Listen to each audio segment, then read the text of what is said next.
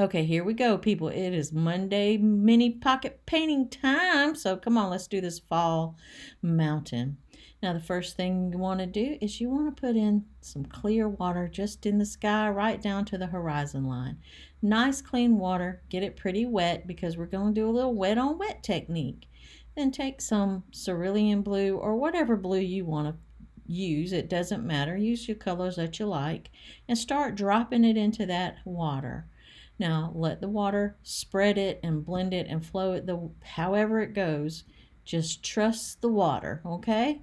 Then when you want it a little bit darker, drop in a little extra paint.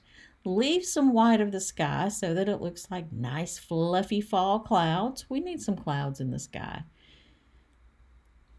And just keep dropping in the paint where you want it, and just put a little bit right there at the horizon line, a little bit of really pale blue. Then I'm going to take clear water and just drop it into the clouds, and you see it causes blooms, which is exactly what I want. So now it's all dry by the magic of video, and I'm going to take a little bit of transparent orange, and I'm just going to, and remember the background is completely dry, but I didn't want to have to make you watch it dry, so we're just doing it with the magic of video. And I'm taking a little bit of cadmium yellow and adding it to that transparent orange, and I'm adding a little bit of permanent rose. You could use alizarin crimson, maroon, whatever you have on your palette is fine. Just, make sure it's a nice warm fall color. I'm also adding a little bit of olive green in there because all of the trees are not going to turn colors. Some are going to stay green, especially if you got evergreens. Then just take some clear water and just go right along the bottom edge of your little tree line there. And I'm picking up some of the water and some of the color. I want it to look sort of like a nice misty mountain scene. And since I dabbed some of that out, I lost some of my green, so I'm just going to put some of the green and some of the rose right back in. And then I'm just going to take a little bit more of the clear water and work on the bottom some once I get those colors in. So I'm just going to lift a little bit. Now I'm just dropping the clear water in just like I did on the clouds. I want those blooms. I want that water to push that pigment up toward the tops of the trees. And it gives it some really nice sort of pattern to it. So don't be afraid to drop some clear water and get some blooms in your painting. This one is actually one that is bloom friendly. Some people call them cabbages, back runs, but I call them blooms because, it just sounds nicer. All right, we've let that dry completely, and now we're coming back with a watery mixture of this transparent orange, and we're going to go down this next mountain. I don't know why my camera's getting blurry on me, but it did. Now we're back to the right way. It's one of those auto-focusing things. Now I'm adding some cadmium yellow in there along with that transparent orange. Again, I'm going to come back in with some of this olive green color here and there, just in certain spots. And then I'm just going to take clear water and go right along the bottom edge, just blending that out and blending it down. And in some spots, I'm just going to add a little bit more of the orange, just so that it has a little bit more definition where it looked a little washed out. Now we're going to come down this other mountain slope with the same thing, some of the orange, some of the cadmium yellow, a little bit of the olive green. We're really basically doing the same thing on all the mountains. So once you get the technique for one, you just keep repeating it. Just remember to let each section dry so that you don't have too much bleeding going on. Again, I'm taking clear water and just blending that out. I'm dropping some clear water over here just to push some of that pigment up and to make it sort of look like mist. Dropping a little bit more clear water. Oop, probably got a little too much there. Probably gonna have to come back and pick some of that water up. Yeah, it's just a little too much. But it's okay. It's okay. We are just getting our brains going. We're getting them on the right side of our brain activated, which is your creative side. We're just sort of warming up, getting ready for our serious paintings. So it's okay if you make a little mistake here and there, or, we're just playing.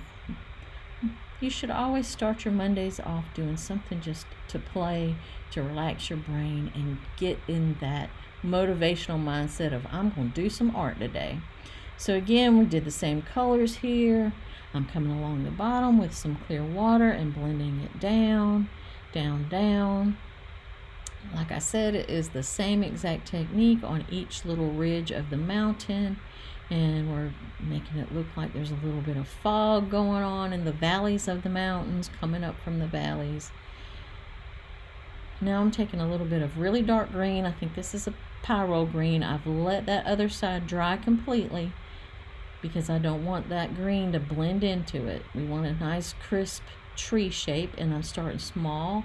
And as I go down the trunk of the tree, I'm spreading those branches out a little bit wider, so we can make sort of a nice evergreen tree. Everybody needs some evergreen trees in their life. And we're going to put 3 of them in this one. Well, we're going to put more than 3, but on this slope, we're going to have 3. So again, you just do it on dry. Make sure it's dry. Between each section, make sure it is dry. So I've got that pearline green going, and I'm putting in some nice little tree line. I'm also adding here and there just a little bit of the olive green just to give it some variation. I'm going to take my clear water, go right along the base of that tree line, and really fade it out and pull it down some. And we're going to pull it all the way down that slope and add a little bit more clear water, pulling down with it, letting it really blend down. Now we're going to come on this other side of the slope. It's already wet. The top part is dry, that's why that looks really crisp, but I'm bringing that paint down into where I just wet it. So where it touches the wet, it just automatically starts to spread out. But it stays crisp at the top where the paper is still dry. Just keep that in mind. It's important to know how your paint's going to act. Now I'm dropping in a little bit of the cadmium yellow, a little bit of the rose and the orange in there, just because all of these trees are not going to be green. There's going to be a few hardwoods in that tree line. So now I'm just darkening up some of these trees over here with that pearline green or really dark green, whatever green you have. Again, you can use what colors you have. You don't have to copy the exact colors I use. Make it your own, get a little creative. So now it's dry. I've waited for that to dry. I know it doesn't show it on the video because who's got time to watch paint dry? Nobody. Use your hair dryer so it can dry faster. And we're going to come right along this ridge with that same dark green. We're going to put a few more happy little evergreens in because, again, everybody needs evergreens in their life. I mean, my goodness, who doesn't love an evergreen? Especially a nice, healthy, beautiful one. You just can't beat them. All around color, year round, you know. And then I'm going to take a little of that olive green and just sort of pull it down to the next valley or to the next mountain. Again, I'm just going in here with some clean water, and I'm fading that bottom out, bringing it down so it looks a little misty. And I'm bringing that olive green on over too. And it's okay that it's going to go a little bit on that other mountain. We're not worried about it. We are just playing and being creative. I'm just adding a little bit more paint to the very tip of that tree line, and then brushing out some of that water. And a little bit more paint. And we're just going to go back up. Even though we're going to cover this up, we're going to go back up that mountain. And those just look like a tree line that's way far in the background. Now I've let that dry completely, and I'm coming back in with some of this orange. Remember, let it dry. Each mountain slope you do, let it dry before you start on the next one. So I'm just coming in with some oranges and some pinks, not pink, but rose. Same thing, I guess. Some cadmium yellow. I'm letting that background shine through. I'm not trying to cover up the whole white of the paper. I'm letting some of that white of the paper stay dry and shine through. Putting a little bit more cadmium yellow in there. And I'm just having fun. I'm just dropping colors in here and there wherever I just feel like it. There's no rules to this. I'm just doing it however it looks right to me. Adding in some more of the pink.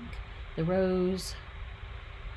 And then I'm just taking some water and kind of blending a little bit of it together. I'm still not covering up all of the paper, but I am blending some of those spots, adding a little bit of that green, that olive green in there, just to give it some, just to give it a little bit of interest and a little bit of different, break up some of that reddish orange.